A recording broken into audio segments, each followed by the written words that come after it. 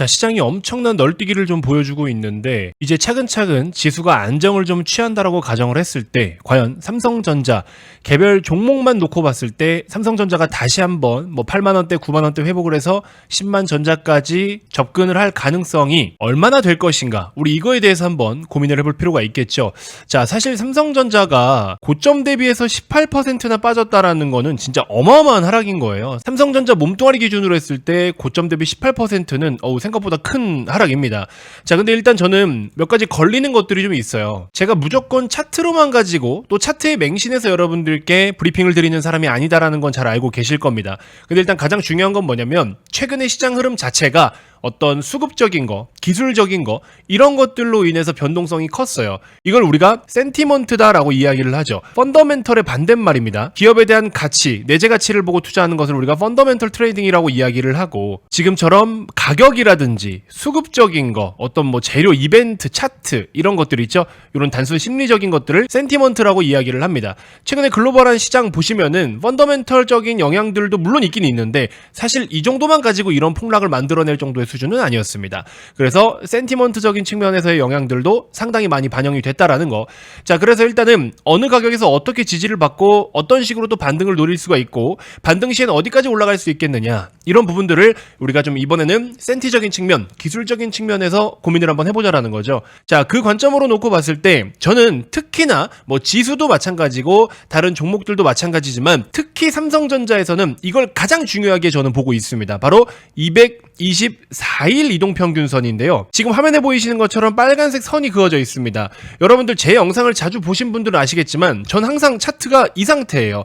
여기다가 볼린저 밴드니 무슨 선이니 어쩌고 저쩌고 낙서를 막 해놓지 않습니다. 그쵸? 결국에 주가라는 것은 방향이 매우 중요합니다. 방향. 주가의 방향이 어떻게 될 것이냐. 또 그리고 중요한 거는 심리겠죠. 심리. 근데 이 심리를 여러 가지 지표를 선을 그어놓고서 심리를 읽는 게 아니라 얼마나 많은 사람들이 어떤 방향에 대한 심리를 단기적으로 추종하느냐 이걸 보기 때문에 저는 거래 대금을 봅니다. 그래서 저는 차트에 224일 이평선하고 거래 대금 딱 이거밖에 없어요. 5일 이평선도 포함은 되어 있긴 하지만 그래서 이렇게밖에 저는 깔아놓지 않습니다. 다른 거 안 봐요. 다른 걸 보게 되면 볼린저 밴드는 여기서 어디라고 그러고 일목균형표는 여기서 어디라 그러고 이게 계속 여러분들 혼란을 더 가중시켜요. 그래서 저는 딱 두 가지만 놓고 본다. 근데 잘 보세요. 이 빨간색 선이 224일 이평선인데 224일 이평선 위에서는 이렇게 정배열의 흐름을 만들다가 224일 선을 깨고 내려오는 지점을 한번 보십시오. 깨고 내려오는 시점으로부터 이때도 급락이 우르르르 나타났었죠. 거래가 가득 실리면서 우르르 급락이 나타났습니다. 이렇게 급락이 나타난 뒤에 반등이 어디까지 나옵니까? 224일 선 부근까지 반등. 그리고 또 한 차례 우르르 빠지다가 스물스물 다시 반등이 나타나는데 224일 선을 완전히 돌파하지 못합니다. 그러면서 또 저항받고 빠지기 시작을 해서 결국에 어떻게 됐어요? 제가 설명드린 방금 그 위치가 여기인데 그 뒤로도 큰 하락이 나타났습니다. 그쵸? 이 기간만 해도 1년이 넘는 시간이에요. 자, 그러고 나서 이제 AI에 대한 모멘텀을 타고서 이렇게 주가가 반등을 보이기 시작을 했는데 이렇게 반등을 보이면서 224일 선을 다시 돌파하면서 장기 이평선 위로 시세가 올라오니까 쭉쭉쭉쭉 올라가죠. 근데 그러다가 지금 다시 보시면 어떻습니까? 어제 오늘 음봉 두 개로 224일 이평선을 그냥 깨고 내려와 버렸습니다. 그리고 최근 4거래일 연속 어마어마한 하락으로 장대 음봉들만 우르르 떨어져 내려오면서 이런 하락을 만들어냈는데 오늘 나름 의미 있는 기술적 반등이 나타났어요. 이러한 큰 기술적 반등이 나타났음에도 불구하고 삼성전자가 큰 반등을 보이지 못하고 음봉으로 마무리가 되었고 전혀 오늘은 시장을 따라가지 못하는 모습입니다. 보시는 것처럼 이런 식으로 수급이 매우 좋지 않은 흐름입니다. 자, 그래서 저는 현재 센티먼트적인 측면에서 삼성전자는 지금 너무 나쁘다라고 말씀을 드릴 수밖에 없을 것 같아요. 그리고 여러분들 여러 증권가 방송을 보면 삼성전자를 안 좋다라고 이야기하는 사람들은 없습니다. 근데 중요한 건 삼성전자를 정작 열심히 투자하고 있는 개인들은 삼성 가지고 돈을 많이 버느냐 10년, 20년 정도 투자해야 나름 의미 있는 수익을 내지 1, 2년 보유해가지고는 삼성전자로 그렇게 다이나믹한 수익을 못 냅니다. 삼성전자가 몇백 프로씩 올라가는 종목이 아니잖아요. 진짜 밑바닥부터 저 위에까지 잘 긁어먹어야 100% 잘해야 먹습니다. 이미 모수 자체가 너무 크잖아요. 몸뚱아리가 400조인데 이 400조가 10배가 되려면 4000조가 돼야 된단 말이에요. 그러니까 이게 사실상 불가능하잖아요, 지금. 그러니까 삼성전자 가지고 다이나믹한 수익을 내기가 어렵다라는 거예요. 저는 그래서 저희 고객님들께 삼성전자를 여러분들 그렇게 막 투자하라고 사실 권하지 않아요. 권해 본 적도 한두 번밖에 없고 삼성전자를 저희 유료 정규반에서 매수하라고 신호를 드린 적이 딱 한 번 정도 있었던 것 같아요. 어차피 우리는 수익률 게임하는 사람들이에요. 몇 퍼센트 수익을 낼 수 있느냐 어떤 종목으로 이제 그거잖아요. 그렇기 때문에 수익률 자체에서 그렇게 의미 있게 뭔가 나타나기 어려운 종목은 잘 투자를 하지 않습니다. 이거 말고도 투자할 수 있는 종목이 많죠. 뭐 현대중공업 같은 경우에도 시가총액이 적지 않아요. 16조 정도 규모인데 얘 가지고도 벌써 50%대 수익 내고 있잖아요. 그쵸? 이런 게 더 중요하다는 걸 말씀을 좀 드리고 싶은 거고, 아무튼 지금부터 여러분들 삼성전자 대략적으로 76,000원, 78,000원 이 사이를 돌파해서 안착을 제대로 못 해주면 얘 또 오랜 시간 동안 빌빌거릴 수 있습니다. 물론 많은 분들이 AI에 대한 모멘텀 아직 끝나지 않았다, 그 다음에 주요 반도체 품목들 ASP 지금 계속 상승 중이다, 뭐 이런 이야기 나오고 있는데, 중요한 거는 이것만 가지고 삼성전자의 주가가 계속 막 묵직묵직하게 올라갈 수 있는 모멘텀이 되느냐? 그렇지 않다라는 겁니다. 그래서 삼성전자는 살펴봐야 되는 사업도 너무 많고요. 그 다음에 우리나라에서 압도적인 시총 1위이기 때문에 한국 시장에다가 배팅을 하는 외국인들 입맛을 또 같이 고민을 해야 돼요. 삼성전자의 주가가 올라가려면 삼성전자의 개별 기업의 펀더멘털만 분석한다고 되는 문제가 아니다라는 겁니다. 전체적인 시장, 그 다음에 한국 경제, 이 모든 거, 오히려 삼성전자는 거시적인 것들을 분석해서 배팅하는 게 좀 더 쉬울 수도 있어요. 자, 그래서 제가 어제 시장에 대해서 여러분들께 브리핑을 좀 많이 드렸는데 많은 분들이 그렇게 관심을 별로 안 가지시더라고요. 아마 하락장이고도 힘드셔가지고 그냥 조용히 넘어간 것 같기도 한데요. 조회수가 별로 안 나와서 제가 짧게 한번 요약을 한 번 더 해드리도록 하겠습니다. 일단 첫 번째로는 AI 버블론. 최근 오픈 AI가 하나로 약 7조 원 규모의 손실 우려가 제기가 되면서 AI 관련 종목군들의 상승이 좀 주춤했죠. 그리고 이제 그 빅테크 기업들이 AI를 활용해서 실제로 사업에 적용해서 매출과 이익에 대한 증가 퍼포먼스가 크지 않다라는 의견이 미국에서부터 나오고 있어요. 자, 그러다 보니까 시장에서 예상하고 기대했던 것만큼 AI에 대한 혁명 규모가 다이나믹하지 않다라는 거죠. 그래서 이러한 내용들로 인해서 AI에 대한 버블론이 불거지기 시작을 했다라는 거. 이렇게 AI에 대한 버블이라면 어디서부터 매도가 나오겠습니까? 빅테크 기업들 위주로 매도가 나오겠죠. 그렇게 빅테크 기업들 소프트웨어나 하드웨어 쪽 일제히 급락 나오면 당연히 우리나라 한국 시장에 삼성 플러스 하이닉스까지 영향을 줍니까 안 줍니까? 당연히 주죠. 그러니까는 1번 AI 버블론은 삼성전자 하이닉스에 직접적인 영향을 준다 안 준다? 준다라는 거. 그렇기 때문에 우리가 의식해야 될 만한 내용이다라는 거고, 두 번째는 미국 경기 침체에 대한 우려인데 ISM 제조업 PMI 지수라든지 고용지표라든지 이런 것들 여러분들께 설명 다 드렸는데 사실 매우 심각한 수준까지는 아니에요. 고점에서부터 꺾여서 내려오니까 이제 우려감들이 좀 커지고 있는데 당장의 경기 침체 리세션을 정의할 수 있는 수준은 아니기 때문에 경기 침체에 대한 우려는 너무 지금 시장이 오버해서 확대 해석하고 있다라는 거. 다음 세 번째, 중동 전쟁과 지정학적 리스크. 물론 이것도 영향을 줄 수는 있어요. 일단 기본적으로 WTI 유가 요거 좀 조심하셔야 되는데 크게 튀지는 않고 있습니다. 유가가 높으면 당연히 우리나라 기업들에게도 영향을 주죠. 그 다음에 트럼프 리스크 같은 경우에도 최근에 계속 변동성을 좀 크게 만드는 주요 원인이 됐었는데 슬슬 잠잠해져 가고 있죠. 자, 다음으로 하이라이트가 이겁니다. 엔캐리 트레이드 청산. 이게 아까 앞에 말씀드린 AI 빅테크 기업들 있죠. AI 모멘텀을 타고 올랐던 빅테크 기업들에게도 매도세를 불러일으킬 수 있을 만한 내용이 된다라는 겁니다. 그동안에는 엔화가 쌌고 달러가 비쌌기 때문에 엔화로 달러 자산에 투자를 해서 수익을 열심히 또 챙기다가 이제는 엔 고가되고 있고 달러가 약해지고 있기 때문에 이 갭이 빠르게 메워지고 있죠. 그러다 보니까는 달러 자산들을 빠르게 청산하면서 엔화로 다시 빠꾸해서 가져가는 그런 상황이 생기고 있는데 채권까지 합해가지고 우리나라 돈으로 대략적으로 5천조 정도의 규모라고 합니다. 자, 이거는 하락이 어디서 멈추느냐에 대해서 여러분들 고민을 하시려면 엔달러 지표를 좀 보셔야 돼요. 이렇게 쭉 빠지고 있는데 그 지표가 이제 슬슬 저점을 다지려고 폼을 잡고 있습니다. 그러면 일시적으로는 저점이 형성될 거예요. 자, 그 다음에 이제 국내 시장의 신용잔고가 대략적으로 22조에서 23조 원 정도가 되면은 요 상태에서 시장이 조금만 미끄러져도 반대 매매로 한 단계 더 추가적인 하락이 나타나는 경우들이 많은데, 일단 신용잔고는 7월 15일부터 우리 최근까지 하락장이 계속 지속되어 왔기 때문에 어느 정도 물량이 좀 덜어내진 상태였다. 자, 그럼에도 어제 우리나라 시장 진짜 어마어마한 폭락장 두드려 맞고 오늘 아침에 대략적으로 7,800개의 종목에서 반대 매매 매도 주문들이 어마어마하게 쏟아져 나왔었는데 어제 우리나라 야간 선물이 한 3%대 급등하면서 마무리가 됐고 우리나라 시장 장 초반에 또 외국인들이 매수가 공격적으로 들어오면서 어쨌든 성공적인 마무리는 됐어요. 장 막판에 수급 공백은 좀 있었지만 어쨌든 시세적인 측면에서는 긍정적으로 마무리가 됐다. 자, 그래서 신용잔고 정보에 대한 리스크는 생각보다 약했다. 마지막으로 어제와 같은 이렇게 여러 가지 하락 이유들이 다 싸그리 모여서 한 번에 터져버리니까 우리가 추세라는 게 있잖아요, 여러분들. 추세.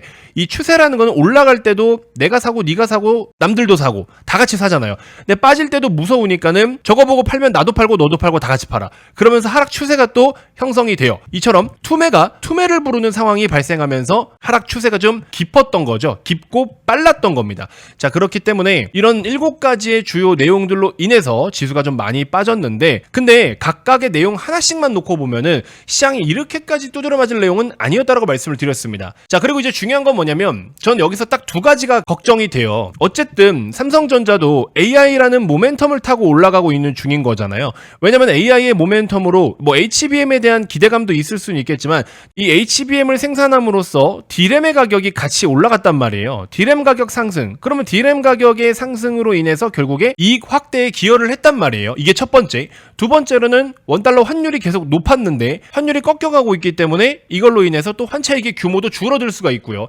그러니까는 이 지금 말씀드리고 있는 내용들이 최근에 일주일도 안 되는 기간 동안 이루어진 내용들이기 때문에 아직 삼성전자의 어떤 포워드 가이던스가 반영이 되진 않았을 거예요. 업데이트가 안 됐을 겁니다. 눈높이가 여기서 조금이나 낮아지거나 이래버리면 주가는 조금 부진한 흐름으로 계속 전개될 가능성도 있습니다. 어쨌든 중요한 거는 외국인들의 매수세가 너무나 중요한데 이 외국인들의 매수세도 미국 시장에서 엔비디아 중심으로 그동안의 강세 흐름을 보였던 종목들이 다시 한번 어느 정도의 반등이 일어나야 삼성전자, 하이닉스까지 이 매수세가 쏟아질 텐데 지금은 스토리상으로도 이 스토리의 연계가 좀 깨졌다라는 거. 결국에 지금 우리가 좀 대기하면서 기댈 수 있는 것은 엔비디아의 실적 발표예요. 엔비디아 실적이 다시 한번 깜짝 서프라이즈 실적이 나타나주면서 AI 섹터가 전체적으로 분위기가 주춤한 상황에서 향후 가이던스나 캐펙스에 대한 이야기가 여전히 긍정적이다. 그럼 삼성전자 다시 올라갈 수 있지만 그게 아니라면 좀 힘들 수도 있다. 근데 그렇게 된다라고 가정을 해도 9만원, 10만원까지 올라갈 수 있겠느냐 한다면 지금 같은 분위기면 조금 애매해졌어요. 왜냐면 이익 추정치가 낮아질 수밖에 없는 상황이 됐으니까 그 폭이 크던지 작던지 어쨌든 눈높이가 조금 낮아질 수가 있어요. 그래서 엔비디아 실적이 계속 후실적을 발표하고 AI 모멘텀이 꺾이지 않는 상황에서 달러도 여전히 강세 흐름을 보이면서 잃어버리면 삼성전자에 대한 향후 가이던스 계속 높아질 수가 있었고 그러면 실제로 10만전자, 코스피 3000까지도 저는 충분히 가능할 것 같다라고 생각을 했는데 현재 위치에서 추가적인 폭락까지는 우리가 크게 걱정을 안 해도 될 수는 있겠지만 그만한 내용이 아니니까. 근데 삼성전자가 다시 9만원, 10만원까지 목표를 세워도 되겠느냐 올해 안에, 요건 좀 힘들 수 있다라는 거죠. 이제는 분위기가 좀 바뀌었다라는 거고 이 부분은 여러분들 인정을 하실 필요가 있다. 자, 그래서 삼성전자를 여러 가지 의도를 가지고 투자하시는 분들이 계실 수는 있어요. 하지만 저는 앞에 설명드린 것처럼 결국에 여러분들 주식 투자라는 거는 크게 딱 3가지입니다. 여러분들이 뭐 재벌 가거나 해서 이 회사가 내 거야, 그래서 진짜 경영권을 위해서 지배력을 행사할 필요가 있다, 뭐 이런 경우가 있을 수 있고요. 근데 거의 해당 사항 안 되죠. 두 번째로는 단순 배당 목적, 배당이나 주주 환원 정책에 대한 목적이 있을 수 있고요. 세 번째는 주가 차익 시세입니다. 그렇죠? 주가 차익 시세라는 거는 뭐 싸게 사서 비싸게 파는 거겠죠. 아니면은 쇼배팅 했을 때 위에 사서 밑에서 팔든지. 대부분의 분들은 3번이 가장 많고 그 다음으로는 2번이 많으실 텐데 1번은 거의 없겠죠. 자, 여러분들 이 3번에 해당되시는 분들, 2번이라고 한다면은 뭐 삼성전자 포함해서 삼성전자 우선주나 뭐 다른 종목들을 잘 보유를 하고 계시겠지만 주가 차익을 위해서 돈을 벌고자 하시는 분들은요 주도주로 바꾸세요. 과감하게 바꾸시는 게 맞습니다. 조선주들도 아직도 매수하기 좋고요. 음봉 크게 한번 떨어질 때 매수하라 말씀을 드렸죠. 어제 음봉 컸잖아요. 마이너스 16%대. 또 미리 알려줘도 안 산다니까. 안 사요. 그러니까 여러분들 결국에 전문가가 직접 옆에 붙어서 딱딱딱 지시를 해드려야 그것도 사는 둥 마는 둥이에요. 근데 주식은 여러분들한테 그렇게 많은 기회를 주지 않습니다. 그리고 주식은요 내가 확인할 거 다 하고서 뭔가 대응을 취하면 늦어요. 자, 아무튼 삼성전자가 어떻게 될지는 모르겠습니다만 목표치가 가이던스가 살짝 꺾일 수는 있는데 그럼에도 불구하고 지금 우리나라 시장에 조선을 비롯해서 아직도 매수하기에 너무나 좋은 종목들이 많이 있습니다. 전쟁 나도 상관없어요. 전쟁에 있어서도 수혜를 받을 수가 있고요. 금리 인하도 당연히 수혜를 받고요. 업황 완전 슈퍼 사이클입니다.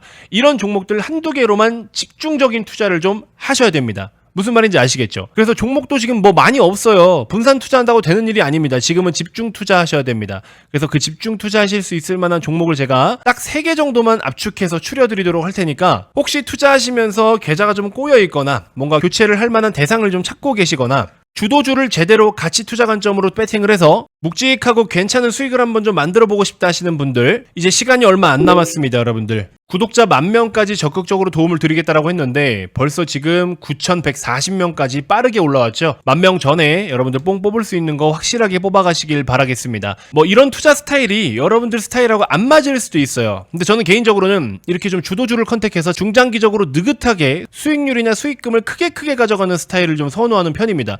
뭐 이 스타일이 맞는 분들은요, 저한테 연락을 주시면 됩니다. 제가 적극적으로 도움을 좀 드리도록 할 테니까 하다못해 비중 10%씩이라도 매수를 좀 해두시면 정말 좋은 성과가 나타날 겁니다. 그동안 내가 왜 이렇게 투자를 했나라는 현타가 올 수도 있어요. 아시겠죠? 자, 굉장히 어렵고 힘든 시간이었을 텐데 여러분들 잘 이겨내 주셔서 너무 감사드리고, 추가적인 하락까지는 좀 제한적일 수는 있겠지만 더 빠지지 말란 법도 없고요. 중요한 건 이제 종목을 제대로 골라야 됩니다. 물려있는 종목들 그냥 들고 있다고 해서 다 해결되는 일은 아닙니다. 제대로 된 종목을 들고서 버티셔야 이 시장에서 승리자가 될 수 있어요. 아시겠죠? 하반기 쉽지 않을 것 같습니다. 원래 통화정책의 변곡에서는 쉽지 않아요. 근데 그 쉽지 않은 시장 반드시 이겨내서 꼭 승리하실 수 있도록 김 대표가 옆에서 도움을 좀 많이 드릴 수 있도록 노력을 하도록 하겠습니다. 많은 관심 부탁드리도록 하겠고요. 자, 주도주가 필요하신 분들 주도주라고 보내주시면 되시고, 바로 그냥 정규반에 오셔서 저와 함께 호흡을 좀 맞춰서 나 제대로 된 수익을 한번 내보고 싶다 하시는 분들은 뭐 정규반이라고 보내주시면 되시고, 뭔가 투자하면서 좀 고민이 있고 어려운 부분이 있다 하시는 분들은 자유롭게 문자 메시지를 또 보내주시면 법적으로 위배되지 않는 선에서 여러분들께 최선의 도움을 좀 드리도록 하겠습니다. 자, 오늘 하루도 너무 고생 많으셨고요. 내일 또 인사드리도록 하겠습니다. 고맙습니다.